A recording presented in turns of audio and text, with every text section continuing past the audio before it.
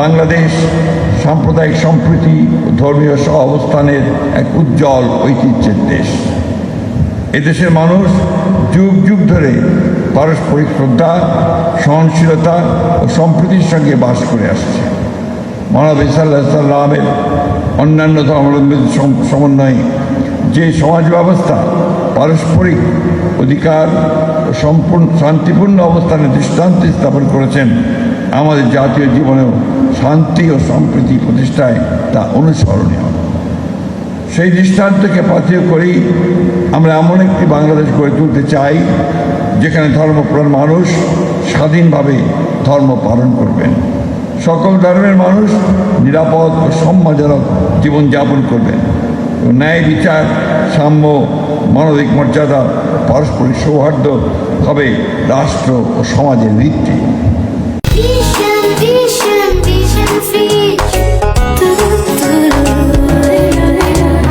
সম্মানিত সুধীমণ্ডলী, বাংলাদেশের মানুষের ধর্মীয় বিশ্বাস, মূল্যবোধ ও ইসলামী সংস্কৃতির সঙ্গে আমাদের জাতীয় জীবনের সম্পর্ক অত্যন্ত গভীর। শহীদ রাষ্ট্রপতি জিয়াউর রহমান সেই অনুভূতির প্রতি সম্মান জানিয়ে সংবিধানের প্রস্তাবনায় বিসমিল্লাহির রহমানির রহিম সংযোজন করেন। তিনি 4টি বিভাগীয় শহরে ইসলামী সাংস্কৃতিক কেন্দ্র স্থাপন করেন। তাঁর শাসনামলে ইমামদের প্রশিক্ষণের মাধ্যমে তাঁদের ধর্মীয় দায়িত্বের পাশাপাশি সমাজ কল্যাণ ও আর্থসামাজিক উন্নয়নে সম্পৃক্ত করার কার্যক্রম শুরু হয়। সমাজ থেকে দুর্নীতি, মাদক, সন্ত্রাস, সাম্প্রদায়িক বিদ্বেষ, গুজব, হিংসা, নারী ও শিশু নির্যাতন এবং অসহিষ্ণুতা দূর করতে আপনাদের ভূমিকা অত্যন্ত গুরুত্বপূর্ণ। আমি আবার পুনরায় বলছি, অসহিষ্ণুতা দূর করতে আপনাদের ভূমিকা অত্যন্ত গুরুত্বপূর্ণ। আমি আশা করব ইসলামের প্রকৃত শিক্ষা ও নবী করিম সাল্লাল্লাহু আলাইহি সাল্লামের জীবনাদর্শ তুলে ধরে তরুণ প্রজন্মকে নৈতিকতা, দেশপ্রেম ও মানবিক মূল্যবোধে উদ্বুদ্ধ করতে আপনারা অনুপ্রাণিত করবেন।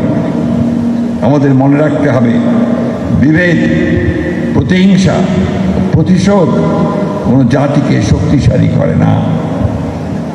অতীতের কর্তৃত্ববাদ, ফ্যাসিবাদ ও অন্যায় যেন আর কখনো ফিরে না আসে, সেজন্য রাসূলুল্লাহ সাল্লাল্লাহু আলাইহি সাল্লামকে অনুসরণ করে এবং ধর্মের শান্তি, ন্যায় ও সম্প্রীতির মর্মবাণীকে হৃদয়ে ধারণ করে গণতন্ত্র, ন্যায় বিচার, সুশাসন ও মানুষের মৌলিক অধিকার রক্ষায় আমাদের ঐক্যবদ্ধ থাকতে হবে।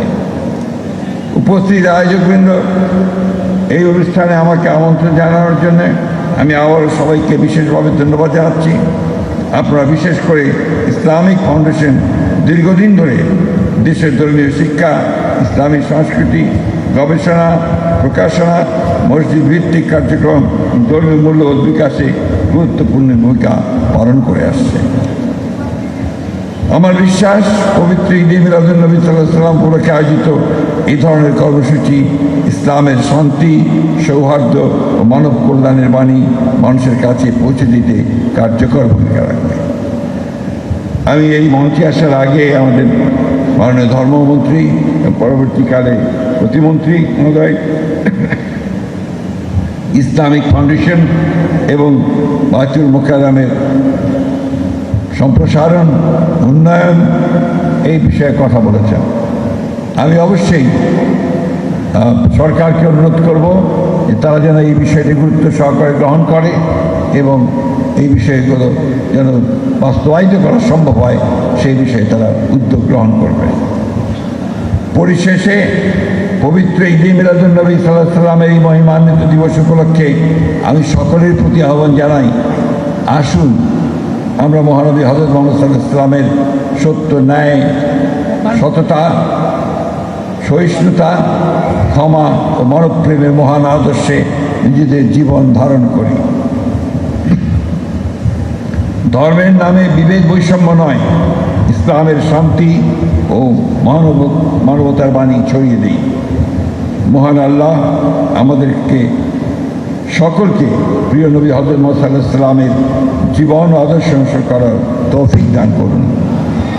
আমাদের দেশ ও জাতিকে সকল অনিষ্ট, বিভেদ ও অশান্তি থেকে রক্ষা করুন। বাংলাদেশকে শান্তি, ন্যায়, সাম্য, সম্প্রীতি ও সমৃদ্ধির পথে এগিয়ে নিয়ে যান। আমি পবিত্র ঈদ মিলাদুন্নবী সাল্লাল্লাহু আলাইহি ওয়াসাল্লাম উপলক্ষে আয়োজিত পক্ষকাল অনুষ্ঠানমালার শুভ উদ্বোধন ঘোষণা করছি।